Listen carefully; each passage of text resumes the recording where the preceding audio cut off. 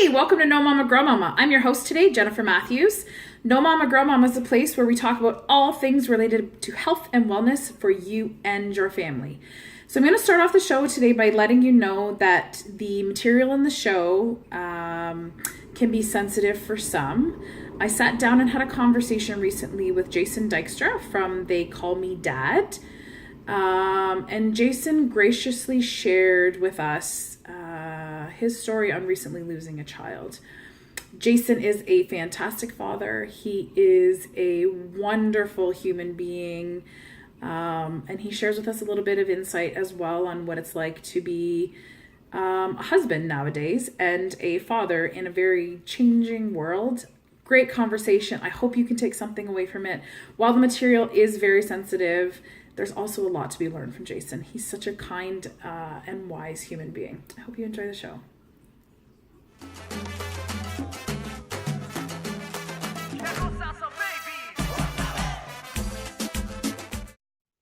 Good morning, everyone. Hey, it's Jen Matthews here, Chief Salsa Mama at Salsa Babies. Okay, so today on No Mama Grow Mama, we are sitting down with Jason Dykstra. And I will just repeat for you, there is going to be sensitive topic material in this conversation when we talk with Jason today. Jason has graciously agreed to sit down and chat with us about losing a child recently. And that's probably very sensitive material for some people, so I just want to give you a heads up. Okay. Jason, welcome. Thanks for sitting down with us. Oh, thanks for having me, Jennifer. It's great to be here. Okay, so Jason and I know each other outside of Salsa Babies. And I saw Jason's story back in the fall, and he can get into it a little bit more. And I kind of said to Jason this morning too, this show makes me very nervous to do because I'm a very much a healer kind of personality. And I feel things quite deeply sometimes. So when I read Jason's story about the loss of his child in the fall, it hit a lot of us in the group that we're in kind of hard, I think, but it was beautiful to watch how it kind of came together in our group.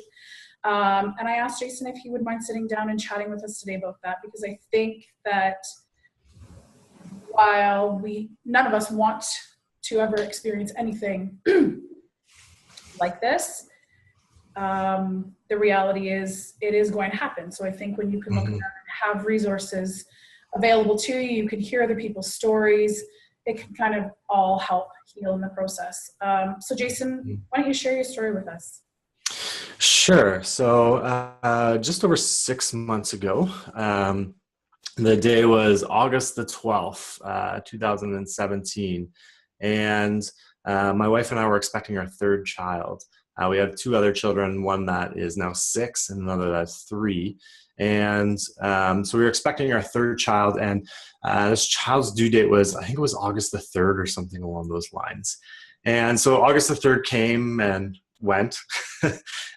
Same as with our other two, both of our other two were induced to kind of gently encouraged to come out. Apparently my wife has a comfortable womb or something along those lines.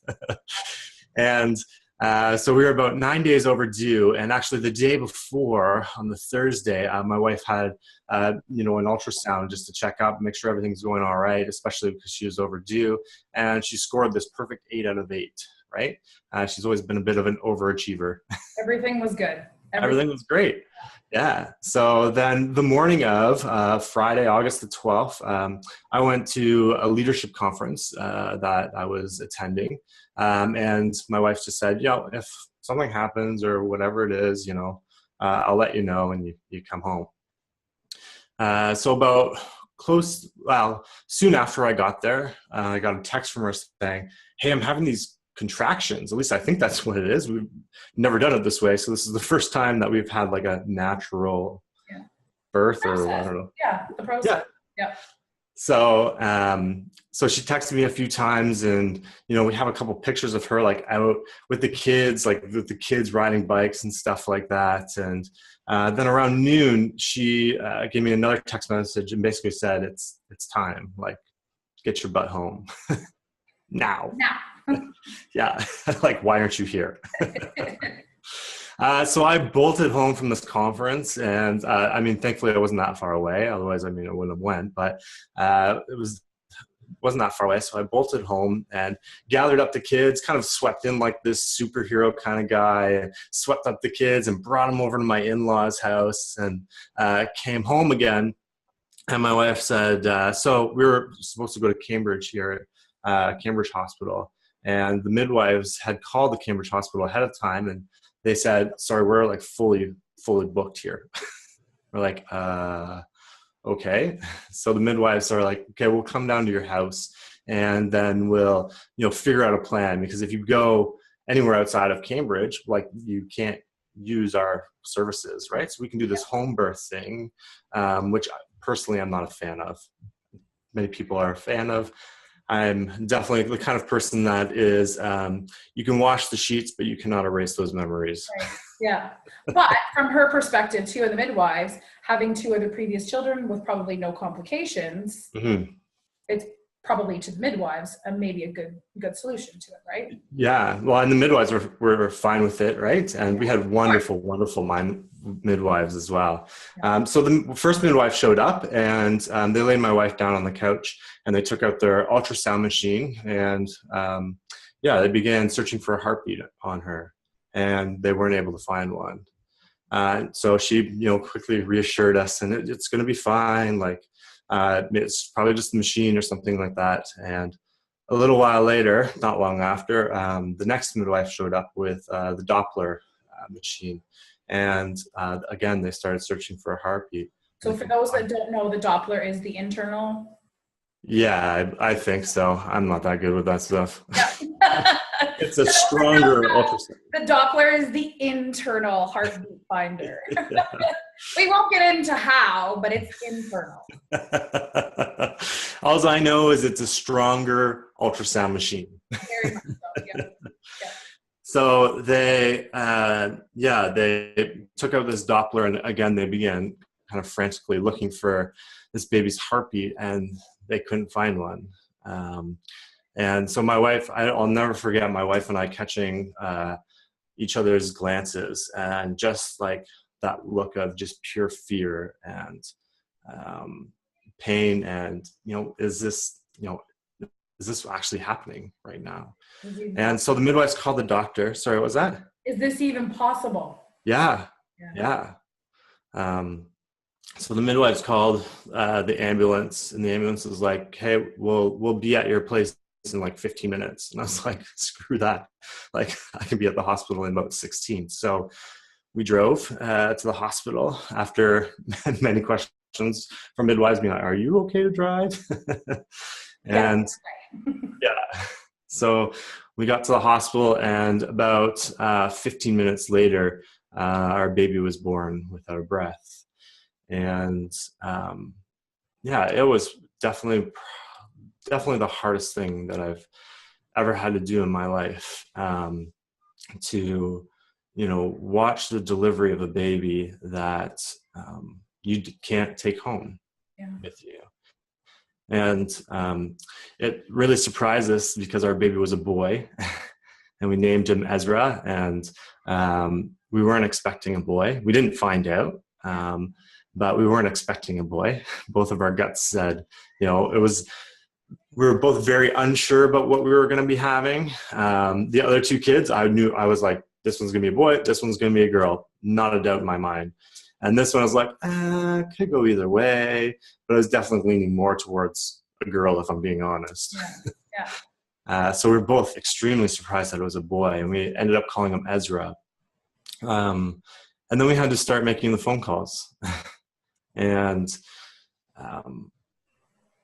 you call people in those situations, and I mean, their first response is, oh, do you have something exciting to tell me? And it's like, no, I don't. Right. And then it's just that deafening noise of silence. Right. Same with the delivery. You're expecting to hear that cry, and it's just this deafening noise of silence. And so we called some of our family and some of our really close friends that we would consider family.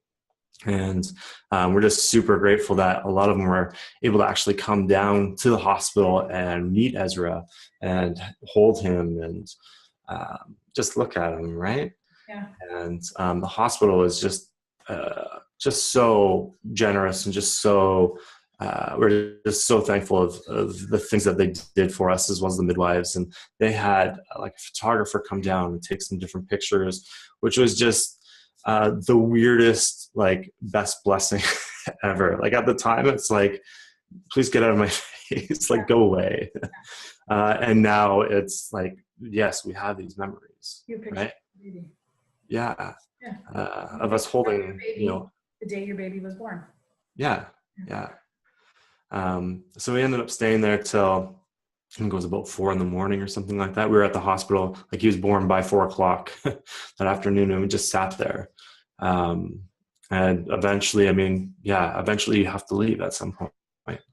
And so rather than us bring him home and, tucking him into a crib, we got him ready to be tucked into a morgue instead. So it was an absolutely crazy weekend that happened afterwards. We had a pastor of ours that was already on his way up to Quebec City from Southern Ontario, and he turned around and came back for us. And we were able to pull some just amazing strings with the city of Cambridge and using the funeral home that we did to be able to get a burial and everything like that, and have a funeral right on the Sunday already. Really? Yeah, so that was huge for it. We didn't want to wait around too long. At the same time, we wanted to make sure that we at least, how long do you wait in those situations, right? Like, yeah. I don't know. Yeah. But I would assume there is no protocol really, and it's really up to each individual family, right? How soon do you? Yeah. So we just felt, for us, the time was right to, let's lay him in the ground, on the Sunday. And so my wife and I bought 3 burial plots, and we put him right in the middle of the 2 of us. And apparently we got prime real estate because it's close to a road or something. I don't know. So I told my wife that apparently there should be no reason for me not to get a motorcycle since she already has a place to put me. Funny things you learn in the process, maybe? Is that what that's? Yeah. So she doesn't agree with me yet. Well, how has your wife? I would think, as a mother who has carried 3 children myself, that is a whole other level of grieving, having carried and grown and made this little person for 9 months. How is your wife? Right now she's doing pretty good. It was, pretty shitty for quite a while there. Can I say that? Ooh. Yeah. Okay. For me as a father, I can't fully comprehend everything that she's been through or going through. That way I can't imagine what it's like to, carry something with you for, 9-10 months and not be able to take that home with you. I just can't imagine, what that's like. And then after, you've given birth, then all of a sudden you're not the same figure that you used to be, or you're not the same, level of fitness and all these different things. But when you bring a kid home from the hospital, you have, something to show people. Yeah. And so I think that, it takes a huge hit on your self-esteem and your self-confidence and trusting your body and, all those different kind of things. And my wife has a pretty high intensity kind of job where she needs all of these capacities to be able to do it. And they've been really, wonderful to work with as well. And so she still got a portion of her mat leave and things like that. And then was able to take a month or 2 of sick time off. And has just recently transferred back into work life, which, drastically changes things here at home again, too. Right. I would imagine that for the health and well-being and mental health for everyone, that anything less than what she's taken wouldn't be optimal. I can't imagine not having that. Mm-hmm. Yeah. So it was quite an adjustment, for her to be home. Both of us, work full time, and both of us have higher stress jobs, if you will. And so it's always an adjustment when a mat leave comes around, especially for someone like myself. I'm self-employed, so I'm able to, kind of just fill up my schedule as it is. And so when there's only my schedule to work around, that means I work quite a bit more typically. When she's also working, she does shift work as well. So then I just kind of match my schedule around hers. Yeah. It becomes a color-coded calendar, crazy thing. I think we can all relate to that, really. Yeah.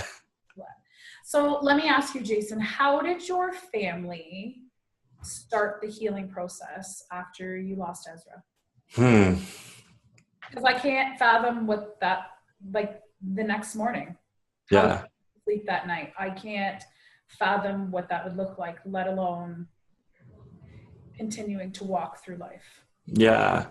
And for us, it definitely started with just three major things.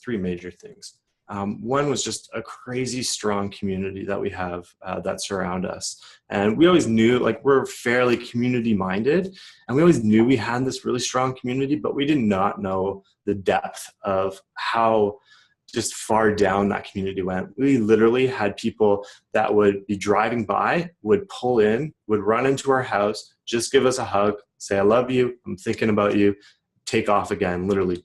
Like, they'd be in and out within 2 minutes. Right? We had, my kids were already at my in-laws, and so they stayed there for a couple of days, right? Just to give us, a few moments to be able to breathe. Right. So there was that, just our community. The second was that both of us were able to step out of the positions that we normally kind of sit in and kind of push ourselves past where our comfort zones are. Right. So for my wife, she would typically in, situations, maybe not like this, but higher stress situations, would kind of just like go to her room and just don't bother me until I've got something figured out. Right. Yep. Right. For me, it's more, I really just don't want to talk about this. Like, let me just go do something, or instead of actually sitting with it and dealing with it.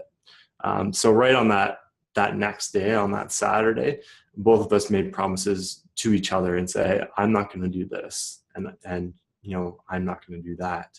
And we held each other accountable to that as well. So there's times where, I didn't want to talk about it. And my wife would be like, no, we're talking about it. And get your ass over on the couch. We're talking about it. Yeah.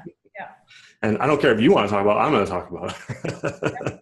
Right. And there was other times where I have to say, it's time to go out, and you need to go to your girlfriend's house, or you need to go have tea, or we need to go get groceries, or whatever the case may be. Right. Like, we need to get out. And the third thing was definitely our faith. I mean, our faith played such a huge role in it that I can't even begin to describe, just how much it helped. Definitely, I mean, over the past couple of years, I can't imagine myself doing this, 2 years ago. Just in the journey that I've been on, I can see how in the past 2 years, God has put certain things in my path that have kind of led me to more reliance on Him, just more depth within my own personal faith, and just kind of given me that foundation to really be able to kind of sit with it. I mean, I had a few friends that kind of said, aren't you angry at God? Aren't you like just pissed off?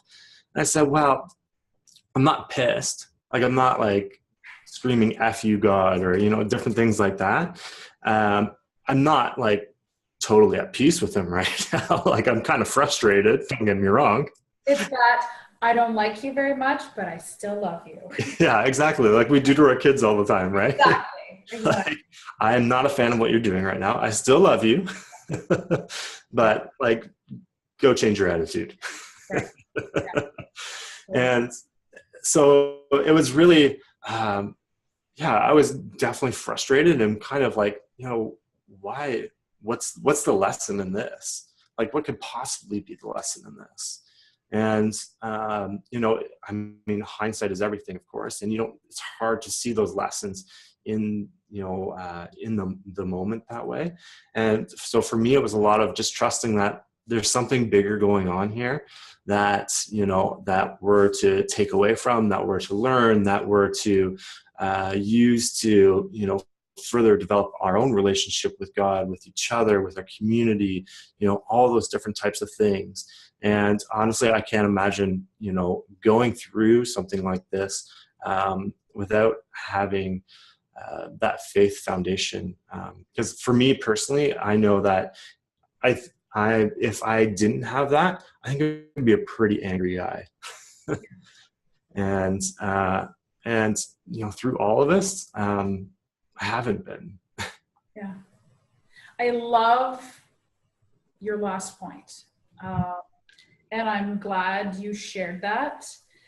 The reason I'm glad you shared that is because I have a similar, when our oldest was born, we almost lost her due to some complications after she was born. And I, before that, was never someone who would, pray for please help, whatever.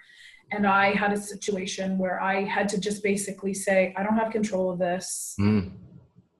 I'm leaving it up to you, and what kind of happens. And that sounds horrible to say as a mother who's potentially losing her child, or potentially as a father who's lost his child, to say, you're in control of this. But really, I think when you can reflect with it and find peace with that, and exactly like you said, there's a reason why all of that happened. I think that's beautiful. And it just leads to you being able to, I know for me personally, you being able to just trust that much more that he has a bigger plan for all of us. And whether you believe in God, whether you don't believe in God, believe in something else, I think, like Jason said, having that security of knowing something else bigger than you is out there. So I'm so glad you touched on that, Jason. That's awesome. And that's the thing with control, right? Is we want control so much. Like I mentioned before, we have color-coded calendars. Like it's intense. Like it's insane. If one thing, like if a meeting goes long, like it throws off the rest of our entire day and our kids' days and the sitters' days. And like, it's just mass confusion, right? And both of us, my wife more than me, but I mean, we have this tendency to kind of want to control everything around us, right? And we're really accepting of the change that comes if we're in control of that. Yes. But when we have no control over that, I think that's where we really develop just huge amounts of character and understanding of even who we are, as parents, as employees, as business owners, as, just brothers and sisters that kind of walk around, right? We get to know ourselves a lot better when we're able to kind of hand that over to someone or this thing or this greater power, and really just kind of lean into that and say, there's something in this. I don't know what it is. I'm sure one day someone's going to tell me. But in the meantime, I have to assume that someone's got me kind of in his hand. Yeah. Right? And there's this Footsteps poem.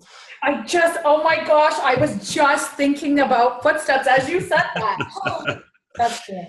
But here's the thing I don't like about that Footsteps poem is the Footsteps poem basically says, there's these, God and this guy or girl walking down this beach, and they're looking over this person's life, and the person says, God, why in all the trials and troubles that I had, why is there only one step, like one set of footprints there?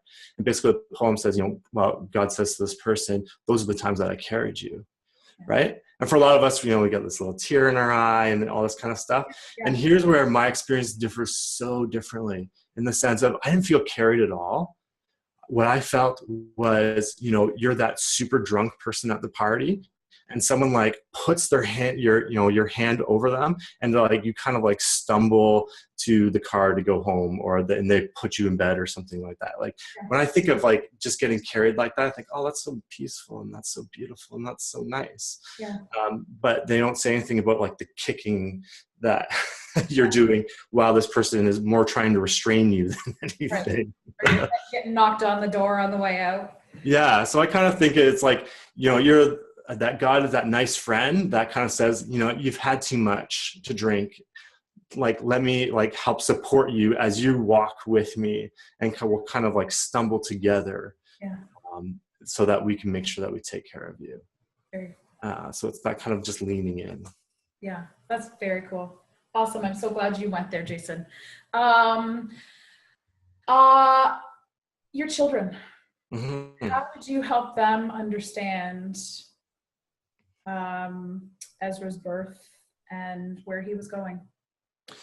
That was definitely probably one of the hardest things of all of it. How do you tell? Well, for the first 9 months that Ezra is kind of growing Yeah. internally, you're talking him up to your kids already, right? Like, Love him. yeah, you're gonna be a big brother, you're gonna be a big sister, like things are gonna change around here, like drop that attitude because you're not gonna be the only one, or whatever it is that you're telling the kids, right? And you're just building that excitement slowly for the better part of a year. And then all of a sudden this time comes where you have to tell them, like, he's not coming home, right? And I know on the day of the funeral that we were coming up the driveway, and my in-laws live on a farm, so it's like literally a kilometer long driveway. We're coming up this driveway, and my oldest son is sitting just kind of on the edge of the driveway by himself. And we walk up to him, and he's just like, this sucks. And one of the ways that we did it was to be pretty finite, of saying like, he's not coming home. Like, I know a lot of folks that say, he's just with Jesus now, or I mean, we say some of those same things as well. But for kids, like our kids are 6 and 3, right? They don't understand a lot of that kind of gray area. Mm-hmm. So we're like, he died. He's not coming home.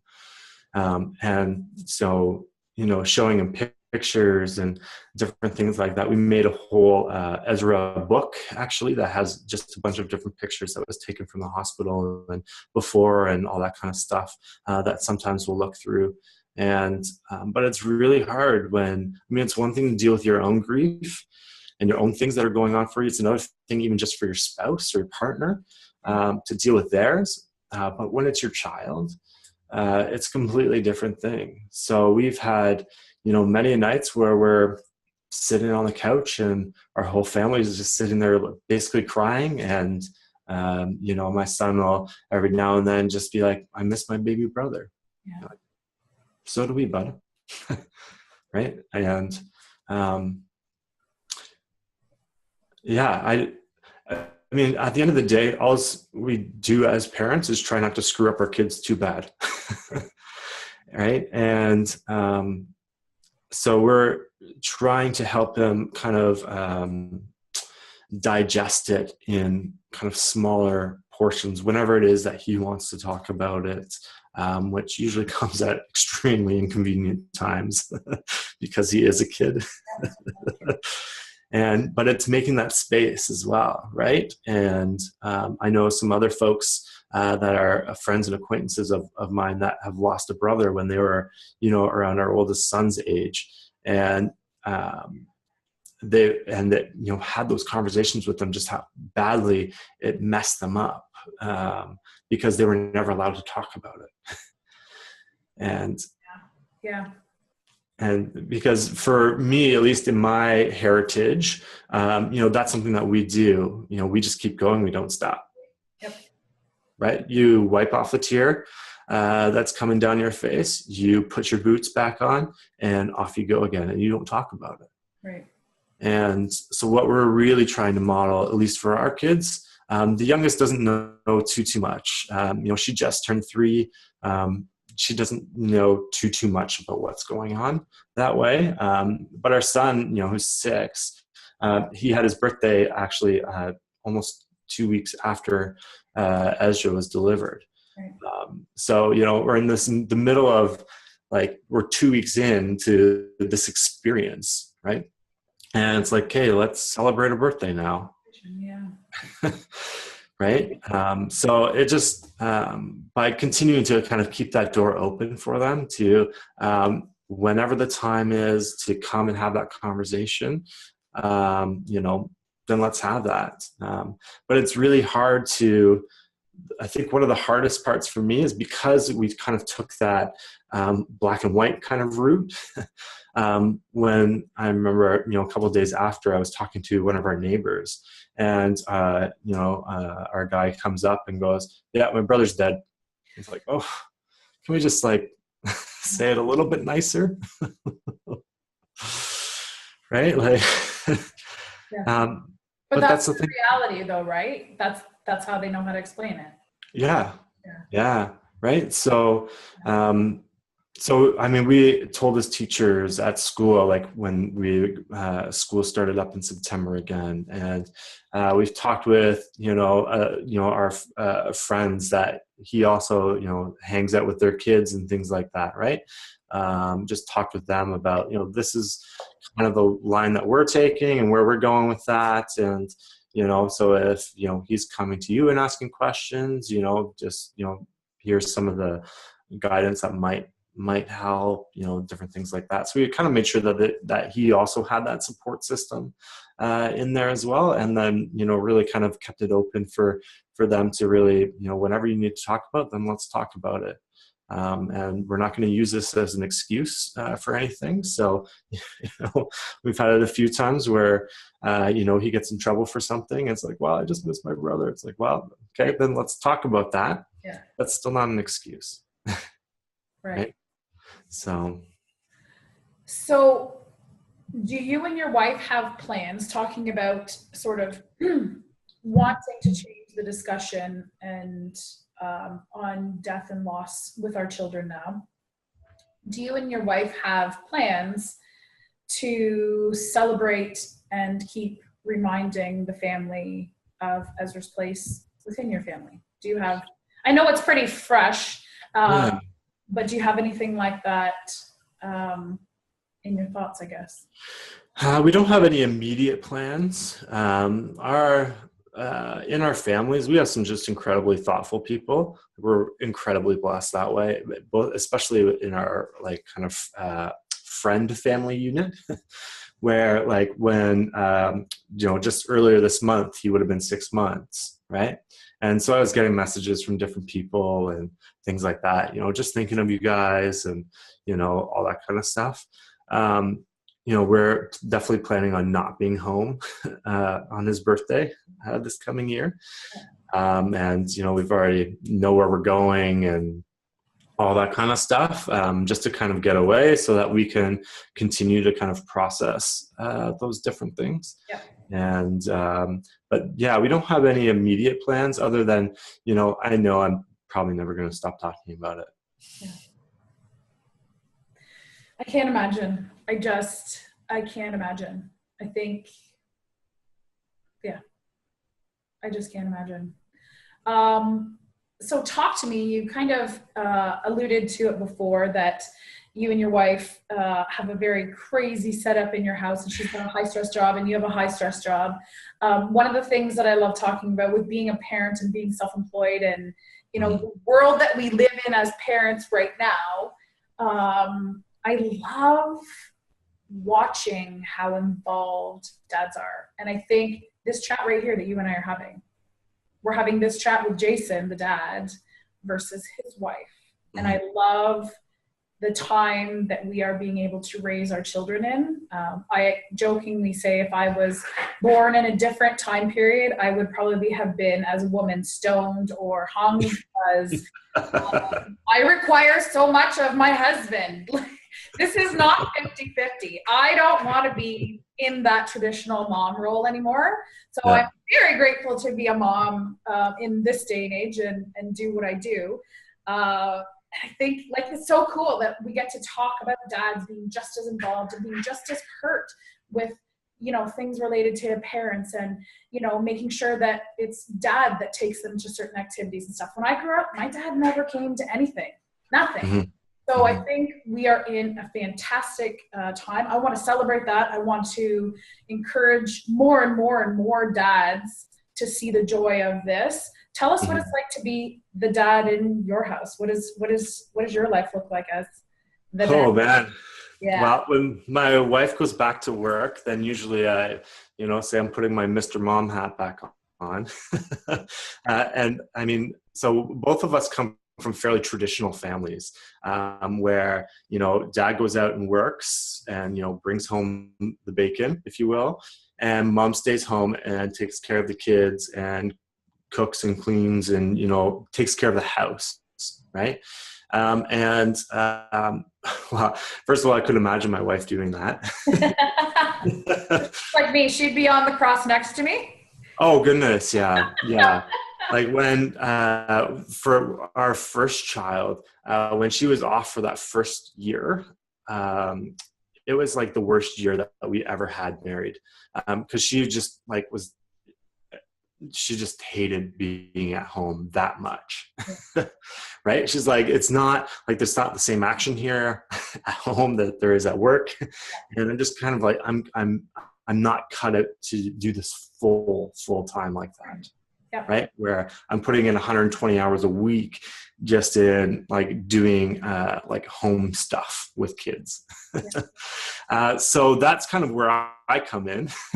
And so being a dad, I mean, every day looks a little bit different for us, depending on, the shifts that my wife is working or, what I have going on that day, that kind of stuff. But typically, I mean, we use daycare maybe about 5 times a month, give or take 5 to 6 times, and all just kind of like random days.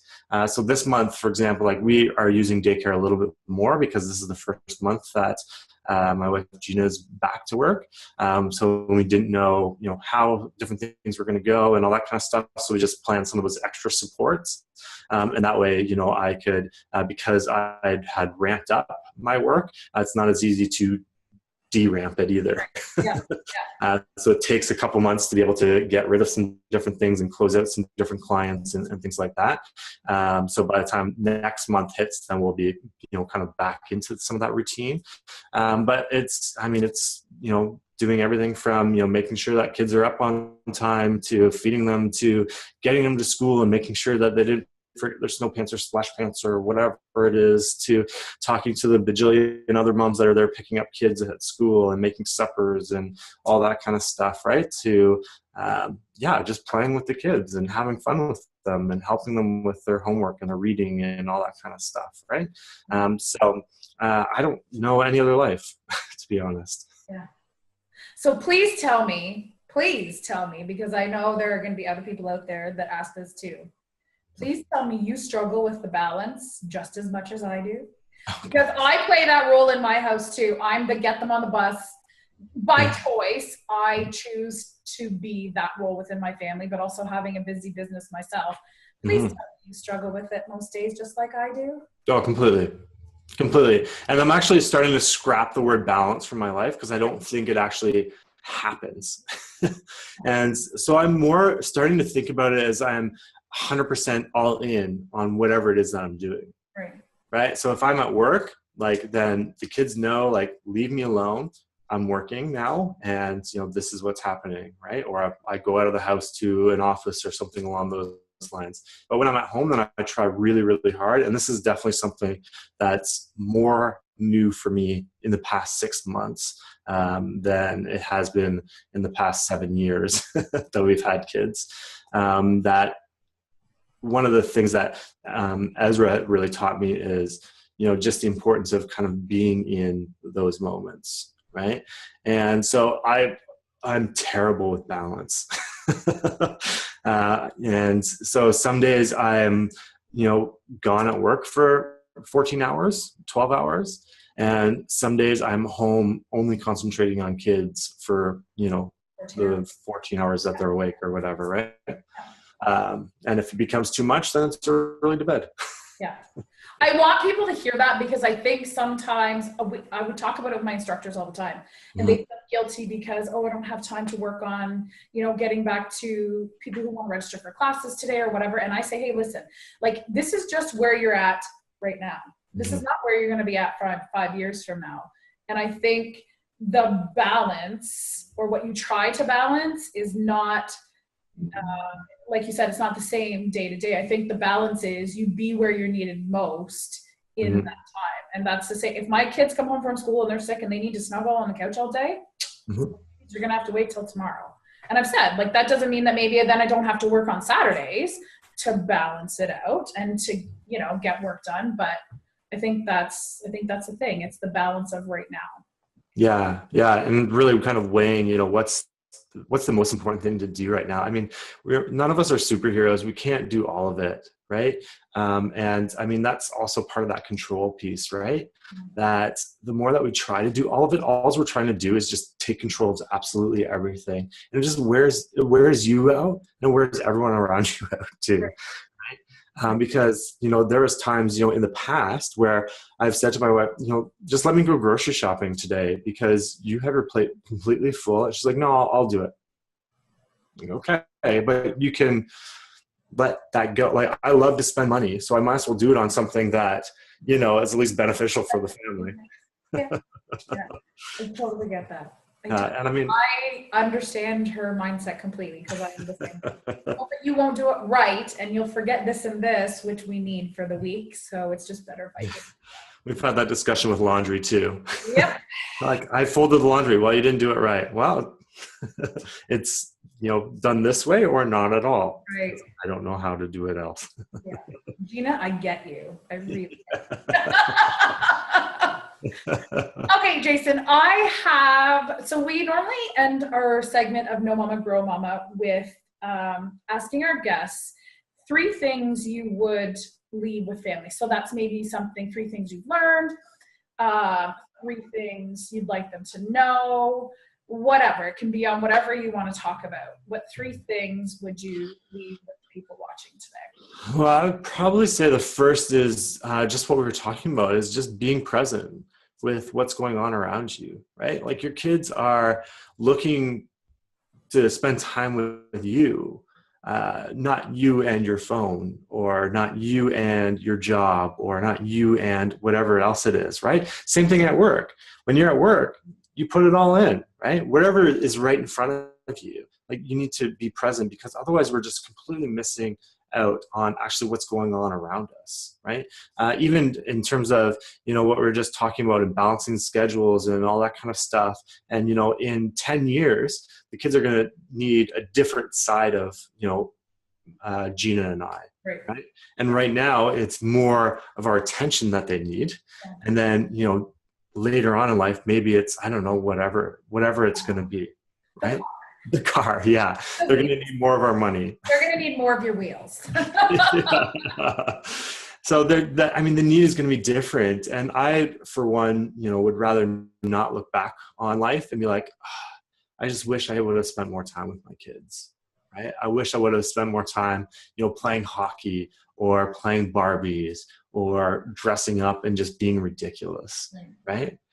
So I'd say the first thing, is just around being present. I mean, we can look to our past all the time, and we can look to our future all the time, but neither of those make a difference, because we're never going to be happy unless we're actually happy within those moments. Right?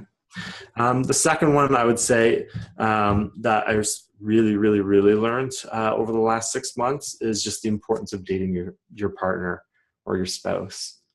And what I mean by that is, we often spend the least amount of time working on our relationship with each other, especially when we have kids. Right. Because we pour all of our energies into our kids, we pour all of our energy into work, and we don't actually spend any time with the 2 of us. Right. And one of the things that Ezra really taught us is that our priorities were just so out of whack that, work for both of us was coming over each other, and sometimes even over family.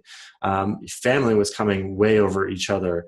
Our friends were coming way over the time that we would spend with each other. A couple of years ago, we tried to go on a date a month, and we couldn't even keep it up. I get that. But that's 12 dates a year. That's it. I get that. And we couldn't make time to do it. Yeah. I think all of us get that. We hear the importance of keeping that connection. Mm-hmm. And you actually do it, like you said, and balance everything. Seeing your friends, who's your friend, making sure that your kids know that they're loved, protected, and safe with you, making sure that your business does stuff. How do you make all of that happen? Mm-hmm. And I mean, at the end of the day, I think, sometimes that means certain things are going to have to go because they're not high enough on that priority list, right? And because we can't do everything, we can't be all things to all people. But there is one person that we should be at least connecting with. And, the reality is, we all change, every day, but especially over the span of years, right? Like my wife and I are going to be married for 10 years this year. We've changed a lot since when we first met. And if we're not constantly communicating that to each other, then we're not growing together, we're growing apart. And I've done, a lot of years of family mediation stuff, doing a lot of divorces and separation in my past life, which I rather not do anymore, but for other reasons. And one of the main reasons that kind of come across, my office is people have grown apart. And it's because they're not willing to put in the time and connect with other people. And so one of the things that, Ezra really did for us is it forced us to talk about things that we had never talked about in our entire lives together. There's certain things that we had never, certain topics that we just didn't bring up. And not because we were scared to or anything along those lines, but because it was, just something you don't do. You don't talk about some of those deeper level things sometimes, right? So I think that's just the importance of dating your spouse. Right. I love that. That's awesome. It's a practice, though, would you not say? Oh, completely. It's not a one-time thing. Yeah. Right. And I think that's the mistake we often make about love, right? Is that we kind of think, oh, I've fallen in love and now I'm done. Yeah. Let's just keep walking and it'll all work out. Yeah. And sometimes I think I think our society and our culture has really made this kind of, we keep going, we don't stop kind of thing, has really made that into a slogan that, all of us are behind. And that works in a lot of different situations, but it doesn't work with relationships. We need to actually stop and kind of live in that pause and get to know one another and just kind of sit with each other in that. And sometimes that's just sitting in silence and holding hands. Yeah. Sometimes that's actually having a meaningful conversation. Yeah. The third one, which is kind of related and I would say is probably the bedrock to all the other two, is really just taking time for yourself. And I know a lot of moms and dads, especially that are, have younger kids. They're in their, late 20s, early 30s, sometimes even 40s. And they are like, well, when am I supposed to take time for myself? And I'm like, that's ridiculous. Yeah. But I can assure you that the better that you're doing, the better everything else around you does as well. And I know for me, if I'm having a bad day, chances are my kids are also going to be having a bad day by the end of the day, because I'm just going to rub off on them. I know that my wife is going to be having a bad day by the end of the day because I'm rubbing off on her and I'm just being a complete a-hole. But if I spend that time actually working on myself and improving myself and really just kind of getting to know myself that way, my true self, not who I pretend to be, and kind of take off some of those masks and really just kind of sit with that. And for me, that's where a lot of spirituality comes in, of really just kind of knowing who I am as a child of God, and really just kind of making that a lot of the foundation in my life, that I can see it just spreads to all other areas of my life. Right. Beautiful. I love that. Jason, thank you for sitting down and chatting with us today and sharing your story. It was not easy for me to sit through your story and not want to break down. I can't fathom how your family took the first step, even on day one, to move this. So I thank you for sharing your story, and hopefully it helps people who have either been through similar situations or will be going through similar situations to know that there's people out there who have done it too, and there are resources and support, and Mhm. that health. So awesome. Thank you very much for sitting down with us today, Jason. Oh, thanks so much for having me, Jennifer. Awesome. Have a good day. You too.